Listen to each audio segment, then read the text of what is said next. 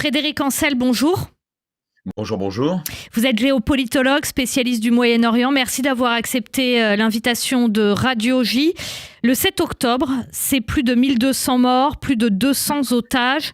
Est-ce qu'à ce jour, un nouveau 7 octobre est possible ?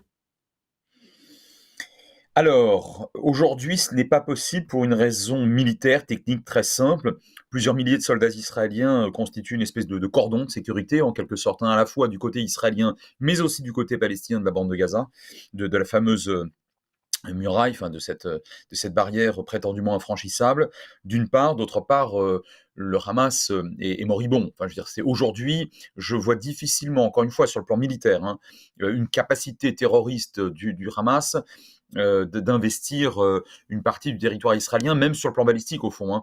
On assiste à une destruction, alors petit à petit, mais enfin une destruction authentique des missiles du Hamas. Donc aujourd'hui, non, mais le problème n'est pas aujourd'hui. Le problème, comme vous le savez bien, c'est dans 50 ans.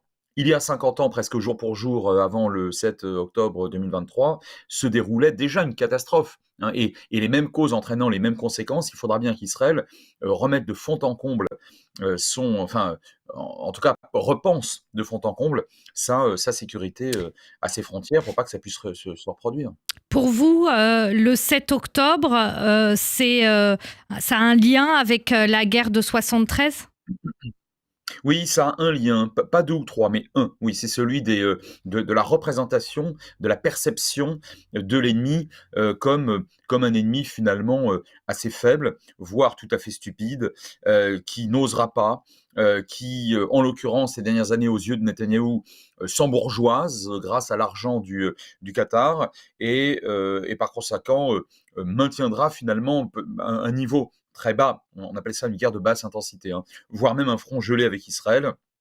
Et par conséquent, on peut faire comme si de rien n'était. Bon, alors de ce point de vue-là, évidemment, le problème, enfin, encore une fois, les causes ont été finalement les mêmes. C'est pas tellement, le problème n'est pas tellement technique, logistique. Évidemment, il faudra bien revenir sur cette barrière. Et le tout technologique, de toute façon, est toujours une catastrophe. Et les puissances avancées sur le plan technologique tentent de le jouer. Alors, on peut le jouer ici ou là tactiquement, mais stratégiquement, ça ne suffit pas. Je vous rappelle que Thucydide, déjà à l'époque lorsqu'il écrit la guerre du Péloponnèse, il y a quand même 25 siècles. Thucydide nous dit, donc je n'invente rien aujourd'hui, les vrais remparts de la cité, ce sont les hommes.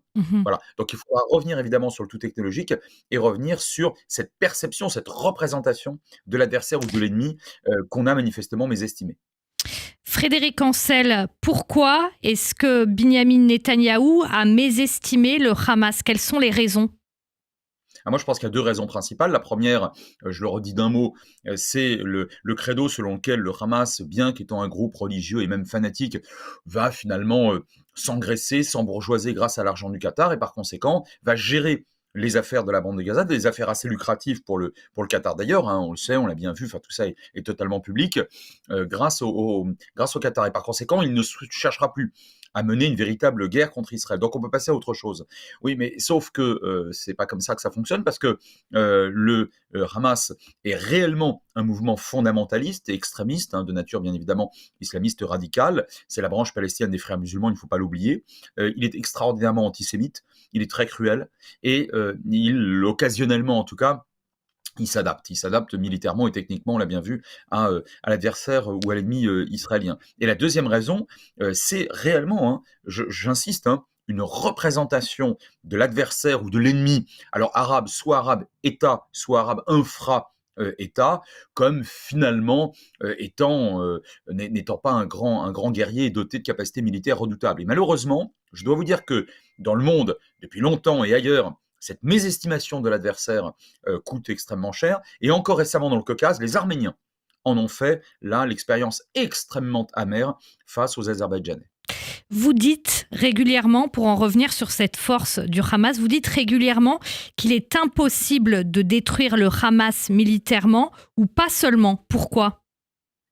Il est tout à fait possible de le détruire militairement dans la bande de Gaza, et à mon avis, c'est exactement ce qui est en train de se passer. En revanche, là où je vous suis, c'est qu'il n'est pas possible de le détruire intégralement. Pourquoi ? Parce que le Hamas est un mouvement militaro-terroriste, ça, oui, bien sûr, mais ce n'est pas que ça, qu'on le veuille ou pas. c'est aussi un mouvement qui fait du social. Je précise que quand on fait du social, on n'est pas nécessairement très gentil, hein. Je vous rappelle que les fascistes et les nazis, et les bolcheviks d'ailleurs, faisaient du social dans les années 20 et Et 30, le hein. Hezbollah Euh, aussi.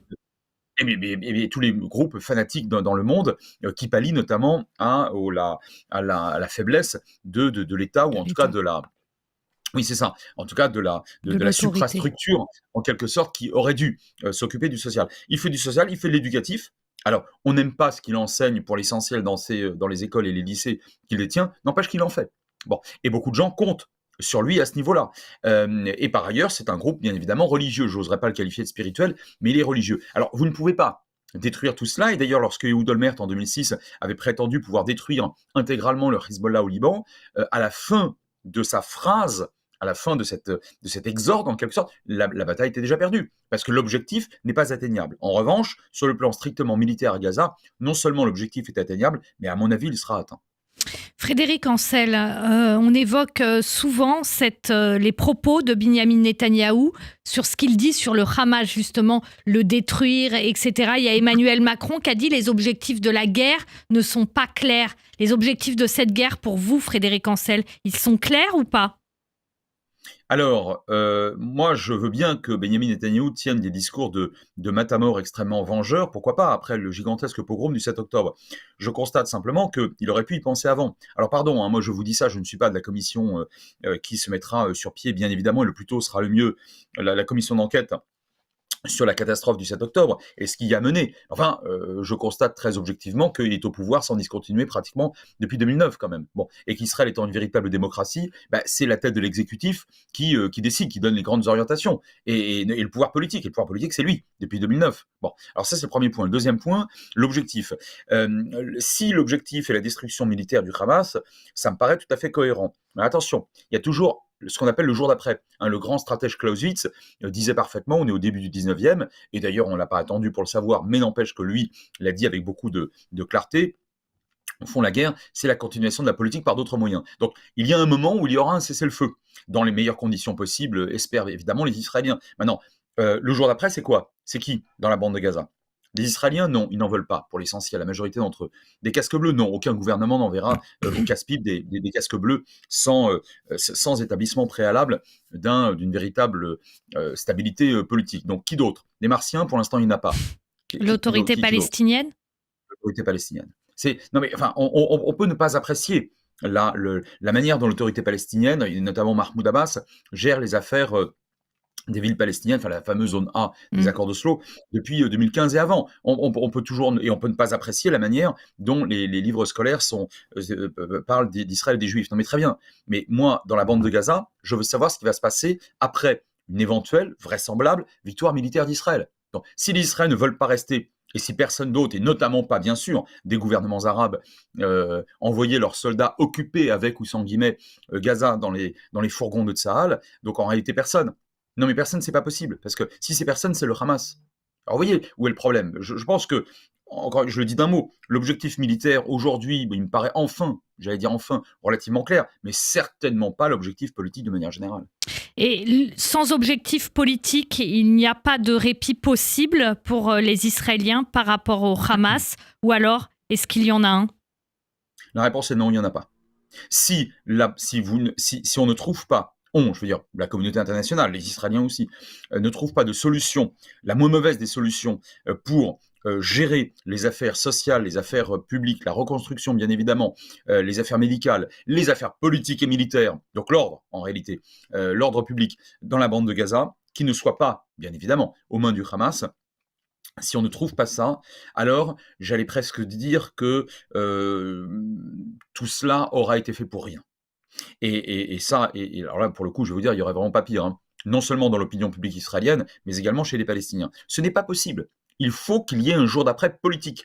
Et dans la bande de Gaza, il y a environ 2 400 000 Palestiniens. Donc il faut qu'ils soient gérés par des Palestiniens. Et l'autorité palestinienne en droit international, c'est à elle de revenir dans la bande de Gaza. Je rappelle qu'elle en a été chassée par un putsch extrêmement violent des fanatiques du Hamas en 2007, c'est-à-dire 2 ans après le retrait total des Israéliens. Bon, tout ça, on le sait, et vos auditeurs le savent. Mais c'est important de le rappeler, parce que pour l'instant, encore une fois, je ne vois pas très bien ce que propose le gouvernement israélien pour le jour d'après.